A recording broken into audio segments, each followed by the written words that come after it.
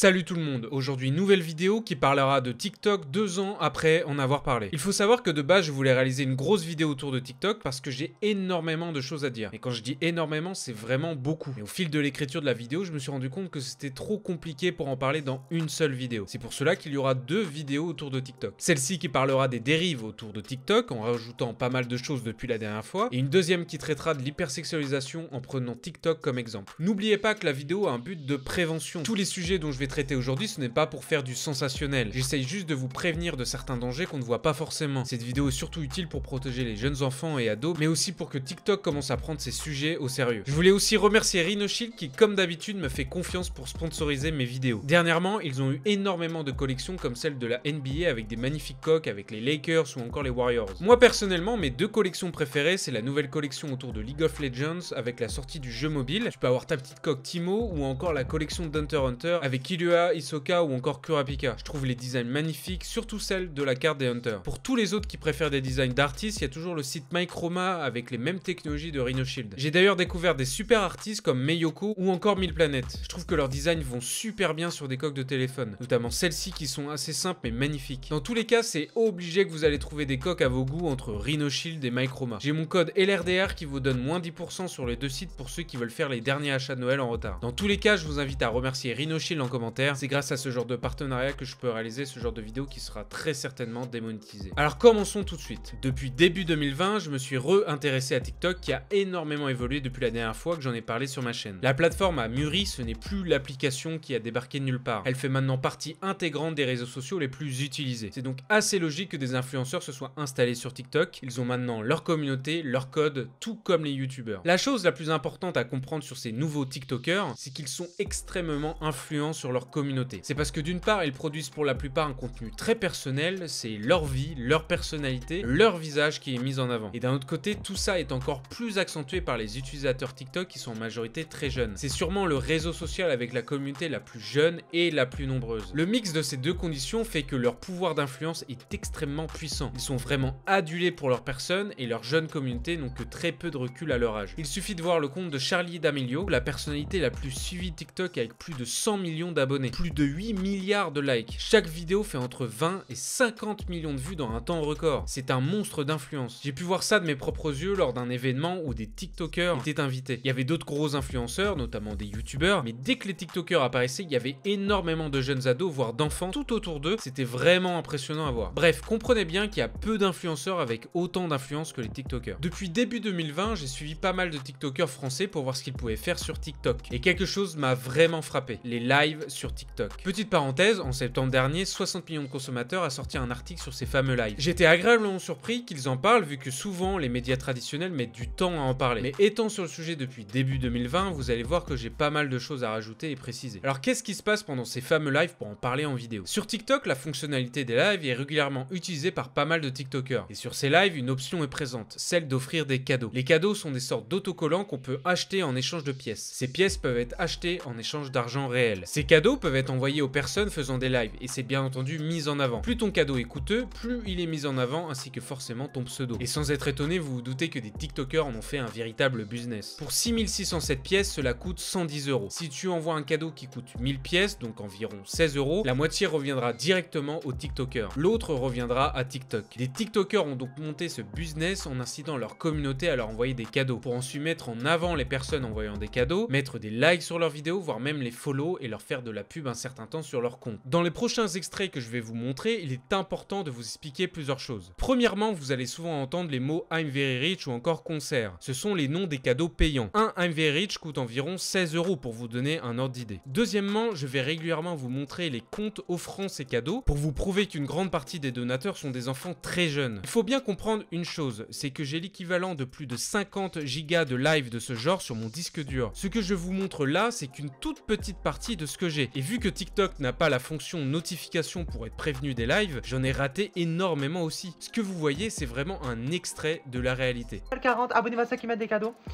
Si vous remettez 4 I'm very rich, je vous fais une pub sur mon compte. Abonnez-vous à Foulay, merci. Abonnez-vous à Foulay s'il vous plaît. Je prépare la pub. Abonnez-vous à Foulay, merci. Abonnez-vous à Foulay. Mes amours, pendant 1 heure, je passe sur tous les comptes de ceux qui s'abonnent dans les commentaires. Abonnez-vous à tous les comptes. Quand c'est fait, vous mettez compte. Go, go, go. En plus, je m'ennuie.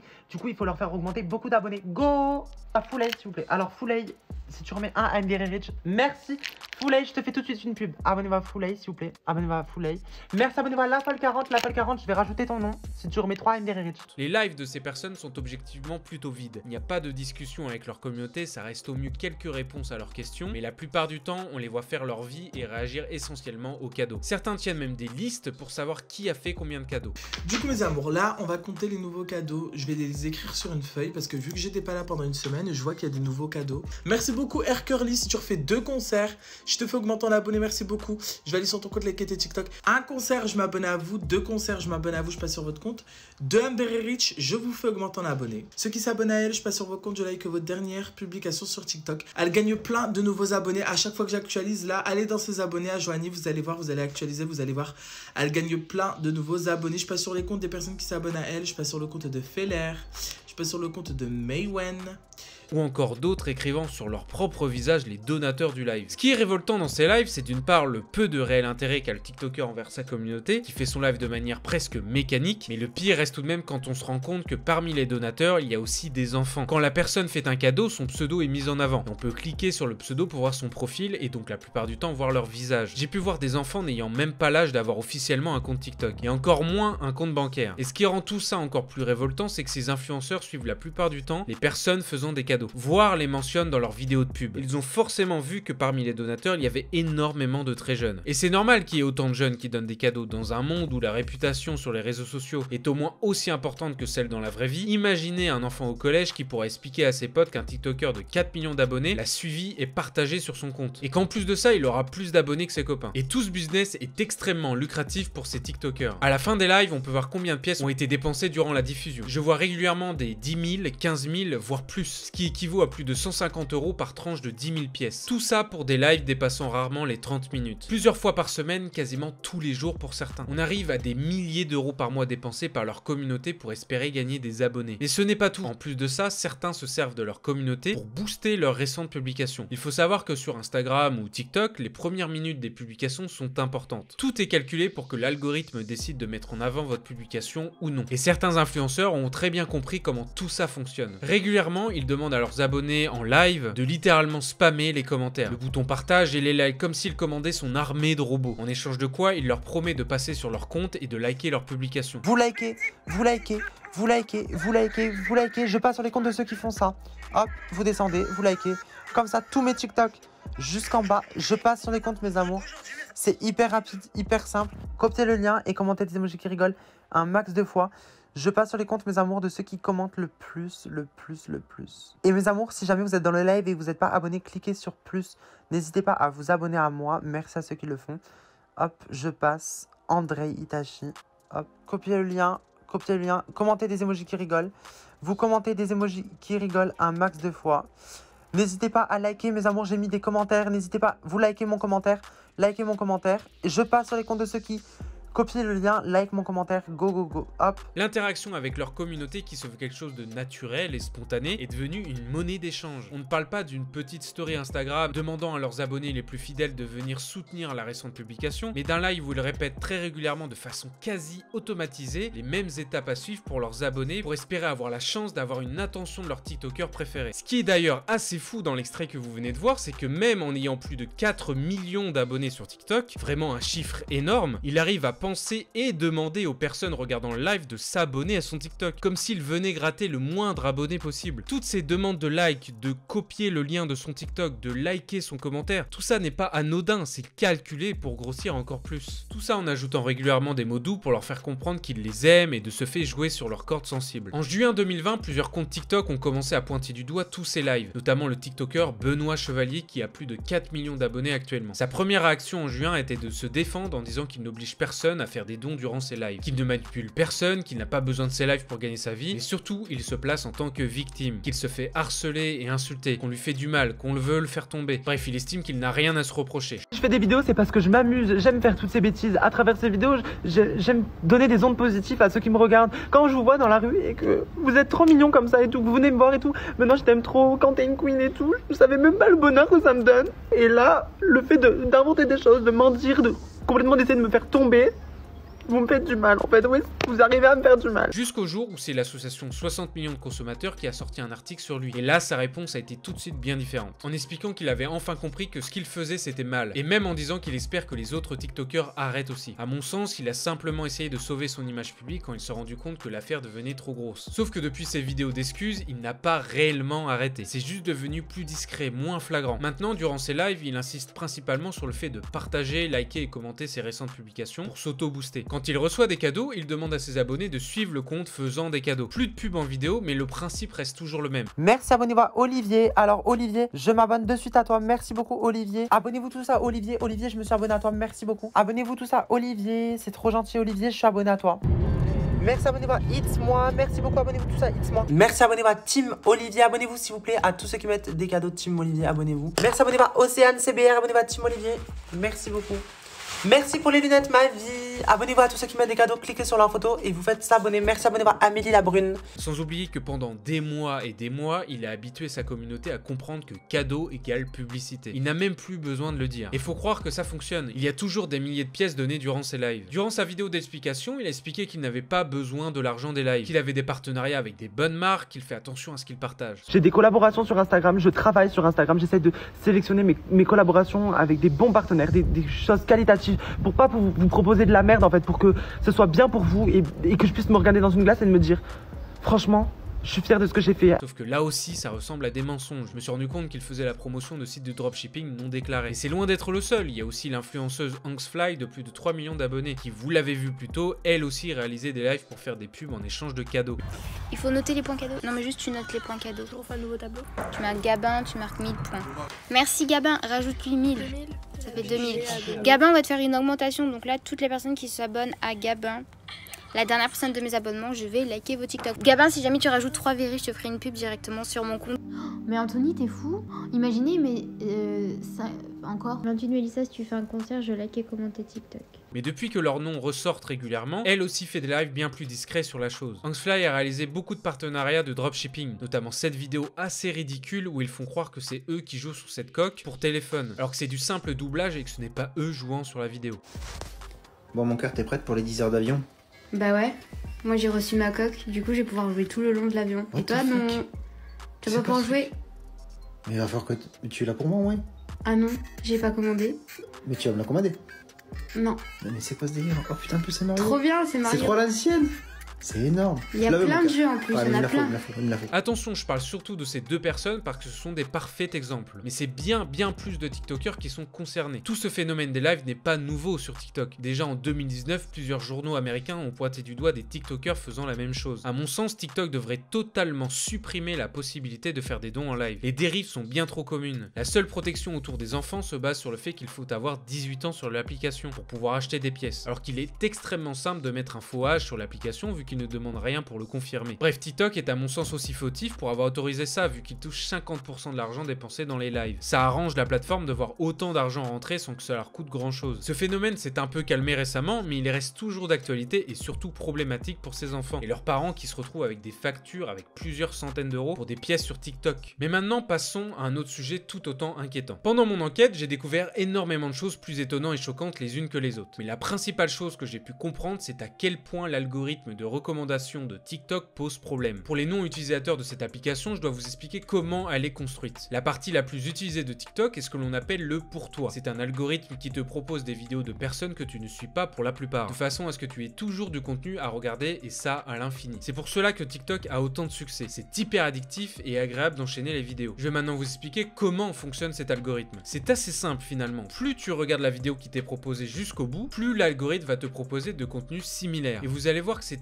extrêmement efficace. Si dans ton pour toi tu ne regardes que très peu, voire que tu évites des vidéos comme du lifestyle, de l'humour, de la danse, mais qu'à contrario tu regardes entièrement, c'est-à-dire jusqu'au bout, des vidéos par exemple de chats, ton pour toi sera composé très majoritairement de vidéos de chats. Et ça au bout de quelques vidéos regardées entièrement. Sauf que le problème, il est sur le fait que l'algorithme de TikTok n'a aucune notion d'éthique. Je vous avais parlé de contenu très sexualisé il y a 2 ans sur ma vidéo La face cachée de TikTok. Et bien tout ça n'a aucunement évolué. C'est à mon sens pire et bien plus installé sur l'application, notamment à travers les très nombreuses et régulières tendances de danse sexualisée. J'ai réalisé un test en me créant un tout nouveau compte pour tester l'algorithme TikTok. J'ai donc passé toutes les vidéos qui n'étaient pas sexualisées dans l'onglet pour toi et j'ai regardé jusqu'au bout chaque vidéo sexualisée que l'algorithme me proposait. En quelques minutes, mon onglet s'est littéralement métamorphosé pour n'avoir au final que du contenu sexy, voire limite pornographique. C'est assez fou de voir à quel point l'algorithme est performant pour détecter toutes les vidéos hyper sexualisées de l'application. Tu te retrouves avec ce genre de contenu à l'infini. Et pour sortir de l'algorithme, si tu ne sais pas comment il fonctionne, c'est très compliqué, vu qu'on te propose assez rarement d'autres vidéos qui n'ont rien à voir. Et pour avoir essayé d'autres méthodes, je n'ai pas l'impression que les likes ou les abonnements changent grand chose à la partie pour toi. Je vous invite à essayer chez vous avec n'importe quel genre de vidéo, comme des vidéos de cuisine ou d'animaux. Vous allez voir que très rapidement, votre pour toi va être métamorphosé. Et il est là le problème avec cet algorithme sans jugement humain. Le sexe, ça retient notre attention. Le sexe dans le marketing, ça ne fait pas forcément plus vendre d'après plusieurs études. Mais il est certain que le sexe, ça attire l'œil. Ce qui pousse l'utilisateur à regarder plus longtemps ce genre de contenu et donc avoir bien plus de contenu de ce genre dans notre pour toi, vu que l'algorithme est principalement basé sur le temps de visionnage. Le contenu sexualisé sur TikTok est une partie très importante de cette plateforme, au point où des TikTokers sont connus pour ça, pour poster ce genre de vidéos, et ne sont suivis que dans le but de voir du contenu érotique. À un point tel que beaucoup de vidéos provenant de TikTok se sont retrouvées sur des sites pornographiques, mais on en reparlera un peu plus tard. Et dans les contenus sexualisés, il y a clairement de tout. Les nouvelles tendances, liées la plupart du temps à une musique. Récemment, par exemple, on a eu une tendance pour montrer comment il fallait courber le dos dans un acte sexuel, avec bien entendu des millions de vues pour certaines. Il y a aussi eu la tendance qui consiste à ce que les filles fassent tomber leurs cheveux, sauf que le réel but se situe plus à montrer ses fesses dans la vidéo. Et si vous pensez que j'exagère, il suffit de regarder les vidéos postées, c'est assez flagrant. Il y a encore d'autres tendances comme le WAP Challenge qui consiste à réaliser une choré mélangeant plusieurs poses très sexualisées sous la musique WAP de Cardi B, une rappeuse américaine. On y retrouve maintenant 5,9 millions de vidéos utilisant cette musique sur TikTok. Des tonnes de vidéos de compilation de ce challenge sont disponibles sur YouTube avec des millions de vues, mais pas que sur YouTube. Ces compilations sont aussi trouvables sur des sites pornographiques. C'est horrible, mais sans le vouloir, toutes ces personnes réalisent du contenu pornographique. Ces tendances sont tellement normalisées qu'on a des influenceurs à plusieurs dizaines de millions d'abonnés reproduisant la chorégraphie avec leur mère. Je ne pense pas être quelqu'un de fermé d'esprit, mais le message véhiculé à travers ce genre de vidéos est inquiétant pour les jeunes de la plateforme. Il faut savoir que c'est tellement ancré dans l'univers de TikTok que les sons de ces tendances sexualisées sont directement reconnus en tant que tels, au point où certains hommes s'amusent à mettre la musique en haut-parleur sur leur téléphone pour faire croire à leurs copines qu'ils regardent ce genre de vidéos, et donc voir leur réaction. Toutes les semaines, il y a une nouvelle tendance qui vient de nulle part et qui envahit le monde entier. Sauf que ça touche tous les âges, et il n'est pas rare de voir des mineurs imiter ces tendances. Et c'est là le problème, l'algorithme encourage la consommation des contenus hyper sexualisés, et petit à petit arrive à une normalisation de ce genre de contenu. Depuis ma vidéo d'il y a 2 ans, il y a une chose qui a beaucoup évolué, c'est le contenu sexualisé. Il n'est plus que graphique, c'est encore beaucoup de vidéos de filles en sous-vêtements, maillot de bain ou t-shirt et shorts très courts, mais maintenant il y a aussi énormément de vidéos où le sujet est autour du sexe. Beaucoup d'allusions à des rapports sexuels en mettant en avant leurs diverses expériences, mais sans le côté sain et sérieux. C'est plus histoire de se la raconter et de rentrer dans cette tendance cool entre guillemets, comme vous pouvez le voir à l'écran. Et j'ai notamment vu beaucoup de jeunes ados faire ce genre de vidéos. Et ce qui est complètement fou, c'est que l'algorithme détecte aussi ce genre de vidéos. Je me suis notamment retrouvé avec beaucoup de vidéos de ce genre dans mon pour toi. Ce qui fait que maintenant TikTok te propose des tendances de danse et ou de poses hyper sexualisées, mais aussi des vidéos sexualisées avec seulement du texte, ce qui montre l'omniprésence du sexe sur TikTok. Mais c'est un sujet tellement complexe que je dois vous en parler dans une vidéo dédiée qui arrivera plus tard sur la chaîne. Je vais dans cette prochaine partie vous faire une liste de plusieurs contenus qui m'ont particulièrement choqué sur TikTok. Pour commencer, dans les pour toi, je suis régulièrement tombé sur un certain type de compte, ceux recensant les vidéos sexualisées. Ils sont reconnaissables en majorité par leur nom et ou bien par leur photo de profil. Par exemple, les photos de profil ont souvent des emojis ou un logo moins de 18. Il y a un véritable message derrière. Les emojis pêche signifient qu'ils partagent essentiellement des vidéos avec les fesses apparentes. L'emoji cerise signifie que ça sera plutôt la poitrine. Il y a d'autres comptes avec des images marquées moins de 18 pour souligner le type de contenu qu'on y trouve. Ou encore le nom du compte For the Boys qui veut dire pour les gars, pour là aussi souligner le type de contenu qu'on y trouvera. Ces comptes ont plusieurs milliers, voire dizaines ou centaines de milliers de followers. Et dans les abonnés, on peut aussi voir énormément de jeunes. Les suggestions de comptes montrent aussi des comptes similaires. C'est simple, il y en a des centaines et des centaines. Des comptes qui invitent les personnes personne à regarder leurs likes pour y trouver des centaines de vidéos de filles. D'autres volant les vidéos, ou d'autres encore faisant des duos pour les reposter et les proposer à leur communauté. Vu le nombre de comptes comme cela et le nombre de followers, j'ai l'impression que TikTok autorise ça. Et je ne vois pas comment c'est possible, on se croirait sur un site pornographique, mais pas entièrement dénudé. On trouve aussi encore des comptes mettant à disposition leur like contenant dans sa totalité des vidéos sexualisées. Ces comptes ne s'en cachent même pas, ils publient régulièrement des vidéos invitant les hommes à regarder les likes sur leur compte. Pendant mes recherches, j'ai aussi trouvé des comptes proposant du contenu pornographique d'une façon assez étonnante, via les photos de profil. Ces comptes ont pour la plupart des milliers d'abonnés et certains demandent même à leur communauté, entre guillemets, ce qu'ils devraient mettre comme photo de profil. On se retrouve donc avec des comptes avec du contenu violent dans des images animées en photo de profil, c'est même plutôt des vidéos de profil et là aussi on y retrouve des enfants en abonnés. Un de ces comptes avec plus de 7000 followers a même en vidéo de profil de la zoophilie. Et dans les abonnés de ce compte, tu trouves des enfants qui doivent avoir entre 10 et 13 ans. Et après l'avoir signalé à TikTok, ce compte n'est à ce jour toujours pas banni. De fil en aiguille, je suis même tombé sur des univers que je n'aurais jamais soupçonnés, notamment un compte où la personne filme ses excréments et les vidéos, malgré de nombreux signalements, sont toujours là et comptabilisent des millions de vues. À côté de ça, j'ai trouvé un autre groupe de comptes très nombreux, plusieurs centaines de comptes qui produisent du contenu où les gens surinent dessus. Du contenu à but sexuel, là aussi disponible à tout le monde, et là aussi je retrouve des enfants dans les abonnés. Je vous ai parlé précédemment de l'algorithme TikTok très performant mais qui n'a aucune notion d'éthique. Il y a 2 ans, je vous ai parlé de tout un réseau de pédophiles nichés sur la plateforme. Depuis, des efforts ont été faits pour essayer de supprimer ce genre de compte. Mais vous allez voir que ça ne suffit absolument pas. L'algorithme pour les comptes suggérés permet de vous proposer des comptes similaires aux comptes que vous avez suivis. En cherchant dans les abonnés des comptes très sexualisés, je suis tombé rapidement sur ce compte-là, un compte en apparence d'une jeune fille, où sur 4 vidéos, nous pouvons la voir faire des danses pas du tout adaptées à son âge, comme des twerks par exemple en petite tenue. Je suspecte d'ailleurs que ce compte ne soit pas un vrai compte d'une jeune fille, mais plutôt un adulte derrière mettant en avant ce genre de contenu pour les prédateurs de la plateforme. Malheureusement, en cliquant sur le bouton suggestion de compte, TikTok nous propose énormément de comptes similaires, des dizaines et des dizaines de jeunes filles, très jeunes, je dirais entre 9 et 13 ans, qui postent des vidéos de danse en petite tenue. On y retrouve des commentaires d'adultes demandant d'autres vidéos, leur Instagram, commentant des emojis cœurs, tout ça dans le but de les inciter à continuer à poster ce genre de contenu. Et si vous pensez que nous, Français, nous ne sommes pas touchés par tous ces prédateurs de la plateforme, vous vous trompez énormément. Pour vous donner un exemple parmi tant d'autres, il y a cet enfant d'une dizaine d'années qui a posté une vidéo d'elle en train de danser. Et dans les commentaires, vous pouvez voir un adulte lui demandant son Snapchat pour discuter en privé avec elle, ainsi qu'un autre homme adulte lui disant qu'elle a un beau corps. Internet n'a pas de frontières, chaque pays est concerné par ce problème. Dans ces comptes, des noms reviennent régulièrement, les freaks ou freaky. Il y a des milliers de comptes comme cela où globalement les personnes veulent des échanges sexuels. On peut voir dans leur bio ce qu'ils recherchent, leur âge, leur sexe et comment les contacter. La plupart demandent des échanges, ils cherchent soit des personnes avec qui ils peuvent envoyer des photos dénudées d'eux-mêmes, ou soit des échanges de photos volées, donc du revenge porn. Ce qui m'a particulièrement troublé, c'est que sur plusieurs comptes, j'ai trouvé des enfants participant à tout ça, postant des vidéos d'eux dans des positions plus qu'ambiguës, ou simplement en donnant leur Snapchat. Tout ça à des inconnus qui ont l'air bien plus âgés qu'eux. Comprenez bien que ce n'est pas un phénomène de niche, ne pensez pas que j'ai cherché des heures pour trouver ça. La majorité du contenu que je vous ai parlé, c'est l'onglet pour toi qui me l'a proposé. C'est très simple de trouver ce genre de contenu. La preuve en est que les comptes de ces enfants sont suivis par des centaines de personnes et que leurs vidéos comptabilisent des milliers de vues. Je le répète à chaque vidéo où je parle des prédateurs sur les réseaux sociaux, mais quand tu en trouves un, tu les trouves tous, vu qu'ils ne suivent qu'uniquement ce genre de compte. Immédiatement, dès que tu regardes leurs abonnements, tu trouveras soit des comptes d'enfants, soit du contenu très sexualisé de mineurs ou de jeunes adultes, ou bien d'autres comptes de prédateurs. Ce qui fait qu'au final, qu'importe où tu regardes, tu te retrouveras forcément avec ce genre de contenu. Pour finir, je dois absolument vous parler de l'ajout Connexion Famille par TikTok sur leur application, qui vise à donner des outils aux parents qui seraient inquiets pour leurs enfants. Ça permet de limiter le temps de visionnage, de restreindre le contenu disponible, de choisir si son compte doit être en public ou en privé. En apparence, c'est un super outil pour les parents, sauf que pour avoir essayé le mode restreint, un mode qui doit théoriquement permettre de proposer que du contenu adapté aux enfants, eh bien ce n'est pas le cas. L'algorithme TikTok me propose toujours des vidéos très sexualisées comme vous pouvez le voir à l'écran, et les anciennes vidéos sexualisées que j'avais like sont elles aussi toujours disponibles. Même les contenus pornographiques dont je vous avais parlé, ainsi que les divers comptes très bizarres. Je vois un peu moins de contenu, mais leur outil n'est clairement pas au point. C'est une très bonne initiative de TikTok, mais donner l'impression aux parents que leur enfant est entièrement protégé avec cet outil est une grossière erreur. Mon pour toi n'a quasiment pas changé depuis que mon compte est passé en restreint. Je pense qu'il est très important d'avoir notamment l'historique des vidéos vues pour permettre un meilleur contrôle aux parents. Donc, pour résumer, nous avons des TikTokers manipulant leur communauté pour obtenir de l'argent et du taux d'interaction pour booster leurs publications. Un algorithme qui encourage la consommation de contenu sexualisé. Un algorithme qui suggère des comptes qui recensent des vidéos à but sexualisé. sexualisés, mais aussi de comptes d'enfants, sans oublier des centaines et des centaines de comptes qui rassemblent les vidéos de filles sexualisées de la plateforme, dont certains avec plusieurs centaines de milliers d'abonnés. Des comptes avec du contenu pornographique ainsi que zoophiles avec des milliers d'abonnés suivis là aussi par des enfants, et toujours pas bannis actuellement. Encore des tonnes de comptes de prédateurs qui commentent les publications de jeunes enfants, reproduisant les mêmes tendances de danse sexualisée, et un contrôle parental qui ne fonctionne quasiment pas. 2 ans après, l'application n'a toujours pas réglé le fond du problème. Ils doivent impérativement supprimer l'option des dons en live, ou alors sanctionner les créateurs abusant de ça. Ils doivent changer leur algorithme du pour toi pour qu'il puisse être filtré pour éviter toutes ces vidéos qui n'ont rien à y faire. Ils doivent mettre des moyens dans la modération, il y a beaucoup trop de vidéos ou de comptes choquants. Ils doivent désactiver la possibilité de mettre les vidéos qu'on a like en public, il y a beaucoup trop de dérives autour de ça. Pareil pour les photos de profil animées. Ils doivent urgemment s'occuper des très nombreux pédophiles nichés sur la plateforme. Je ne vois quasiment aucune différence depuis la dernière fois. Leur outil de contrôle parental n'est pas du tout au point. À mon sens, le mode restreint devrait seulement permettre de voir des vidéos validées par TikTok. Et un historique pour voir les vidéos que l'enfant a vues est aussi très important pour les parents. Il est urgent que TikTok prenne ces problèmes en considération. Ce n'est pas normal d'avoir autant de failles sur l'un des réseaux sociaux les plus importants actuellement. D'ailleurs, si un employé de TikTok souhaite me contacter pour que je leur transmette directement tout ce que j'ai, c'est avec plaisir. J'espère avoir pu vous faire comprendre qu'il y a beaucoup de problèmes sur la plateforme. Je compte sur vous pour partager la vidéo sur vos réseaux sociaux comme sur Instagram, sur Twitter ou encore TikTok, mais aussi en parler autour de vous, notamment à tous ceux ayant un enfant avec un compte TikTok. D'ailleurs, je pense poster une vidéo résumant la situation sur mon TikTok, le roi des rats YT. Je vous invite à le suivre ainsi que mon Instagram, le roi des rats YT. Je vous tiendrai au courant si j'ai des nouvelles de la plateforme sur mes réseaux sociaux. Je vous souhaite une bonne année 2021, on se retrouve bientôt pour peut-être une deuxième partie autour de TikTok. Ciao tout le monde.